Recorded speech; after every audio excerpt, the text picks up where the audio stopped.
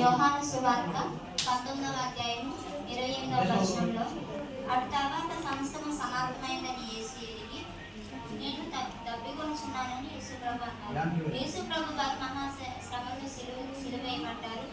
ఆయనకి ఎన్నో గాయాలైన, రక్తం అంతా భూమి మీద కారిపోయి ఉండి చాలా దాహంతో ఉన్నారు. అప్పుడు శరీర సంబంధంగా ఆయన, నాకు నేను దప్పికొనుచున్నాను, నా దాహంగా ఉంది అని అడిగారు. కానీ ఇక్కడ మనం గమనించాల్సింది ఏంటంటే, దాహం అనేది రెండు విధాలుగా ఉంటుంది. ఒకటి శరీరానికి సంబంధించింది, ఇంకొకటి ఆత్మకు సంబంధించింది. మొదటగా మనం శరీరానికి సంబంధించింది తెలుసుకుందాం. శరీరానికి సంబంధించిన దాహం అంటే ఏంటి? మనం కొంచెం వాటర్ తాగితే మనకి దాహం తీరిపోతుంది. ఆ దాహం ఎప్పుడు వేస్తుంది? మనం ఏదైనా శ్రమ అనుభవించినప్పుడు, ఏదైనా పని చేస్తున్నప్పుడు, మన ఒంట్లో అలసటగా ఉన్నప్పుడు దాహంగా ఉంటుంది. అలాగే యేసు ప్రభు వారు ఎంతో గొప్ప శ్రమను అనుభవించారు.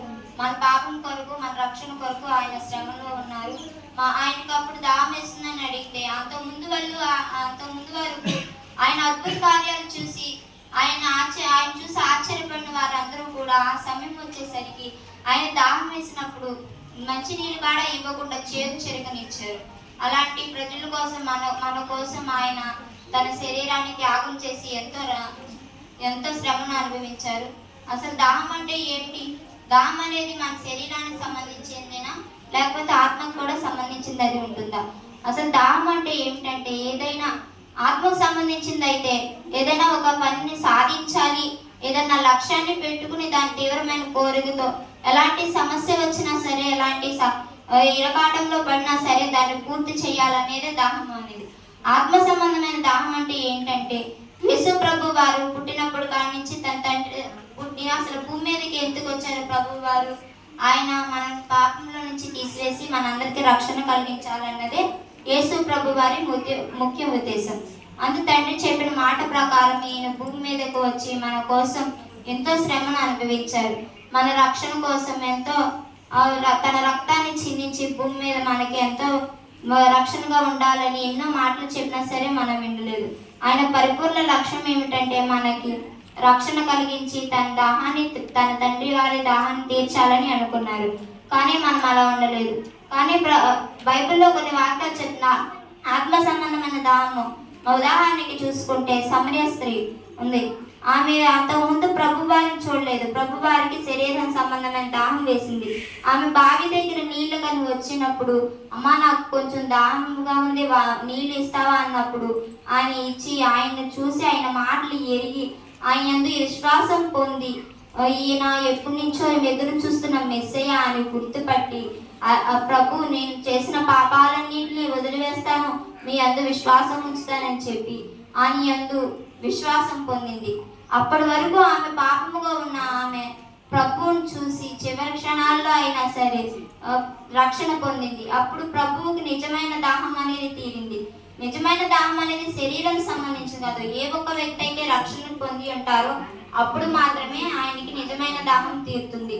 రెండవదిగా లోకాసు వార్తలో మనకు తెలుసు, పాపాత్మురైన స్త్రీ తన పాపములన్నింటినీ క్షమించాలని ప్రభు వారి దగ్గరికి తన కన్నీటితో ప్రభు వారి పాదాలను కడిగి తన తల వెంట్రుకలతో పాదాలను తుడిచి, నా పాపములు క్షమించుండే ప్రభు, నీ యందు నేను విశ్వాసం ఉంచుతానని కన్నీటితో ఆయన వేడుకుంది. అప్పుడు ప్రభు వారు అంటారు, అమ్మా నీ విశ్వాసమే నిన్ను రక్షించింది, సమాధానంతో ఇంటికి వెళ్ళు అంటారు. ఈ ఒక స్త్రీ వల్ల కూడా ప్రభు వారి దాహం అనేది ఆత్మ సంబంధంగా తీరిందని మనం తెలుసుకోవచ్చు. ఇందాక రెండో వాక్యంలో మనం విన్నాము, కుడి పక్కన ఉన్న వ్యక్తి దొంగ చివరి క్షణాల్లో ఆయన పాపాలని ఒప్పుకొని, ప్రభువా నీతో పాటు నేను కూడా వస్తాను అన్నప్పుడు ప్రభు వారి ఆయనకి కూడా నిజమైన దాహం అనేది తీరిందని మనం గమనించవచ్చు.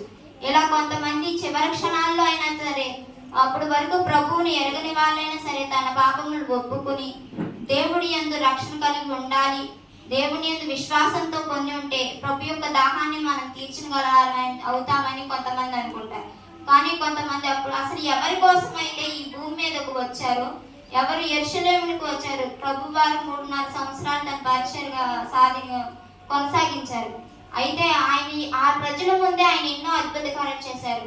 మాట్లాడలేని వారికి మాటలు రప్పించారు, నడవలేని వారికి నడకనిచ్చారు, చూడలేని వారికి చూపునిచ్చారు, పక్షవాయువుగా ఉన్న వారిని లేచి నడిచేలా చేశారు. అయినా సరే అన్ని అద్భుత కార్యాలు చూసినా సరే అక్కడ పరిచర్యలు కానీ, అక్కడ ఉన్న పెద్దలు కానీ, అక్కడ ఉన్న ప్రజలు కానీ ఈయన అసలైన మెస్సియా అని గుర్తించక ఆయన్ని చివరికి సిలువ వేయబడి సిలువలో కూడా ఆయన్ని ఎన్నో బాధ పెట్టి ముళ్ళ కిరీటం పెట్టి ఆయన్ని కొరడాలతో కొట్టి సిలువ వేసి ఎంతో శ్రమ అనుభవించేలా చేసి నువ్వు దేవుడు అయితే నువ్వు కింద దిగు అని ఎన్నో మాటలు అన్నారు. వీళ్ళు అసలైన రక్షణ పొందలేదని ప్రభువారి బాధతో ఆ క్షణంలో ఆ ప్రభుని నేను దప్పికొనుచున్నానని అన్నారు. కానీ కొంతమంది అనుకుంటారు ఈ మాటకి శరీరంగా దాహం వేసి అడుగుతున్నాడేమో, ఈ దేవుడైతే ఆయనకు దాహం ఎందుకైంది అని అనుకుంటారు. కానీ ప్రభువారి శరీరానికి సంబంధించి నాకు దాహం అవుతుందని అడగలేదు. వీళ్ళ కోసం నేను ఇంత శ్రమ పడ్డాను, కానీ వీళ్ళు రక్షణ పొందట్లేదు, నాకు దాహంగా ఉంది, వీళ్ళు రక్షణ పొందాలి, నేను అసలు దేనికైతే వచ్చాను, రక్షణ కోసం వచ్చాను కదా, వీళ్ళేంటి రక్షణ పొందట్లేదని ఆ మాట అన్నారు. అయితే మనం ఏం చేయాలంటే ఇప్పుడు నుంచి ప్రభు వారి దాహాన్ని తీర్చే పనిలో మనం ఉండాలి. ప్రభు వారిని పూర్తిగా విశ్వాసంతో నమ్మాలి. ఆయన యందు రక్షణ కలిగి ఉండాలి. మనం ఆయన చెప్పిన ప్రతి మాటని విని ప్రార్థనలో ఉండి మనం విశ్వాసంతో ఉంటేనే మనం అందరం ప్రభు యొక్క దాహాన్ని తీర్చిన వారు అవుతాం. ఈ చిన్న వాక్యం దేవుని దీవించున్నారు.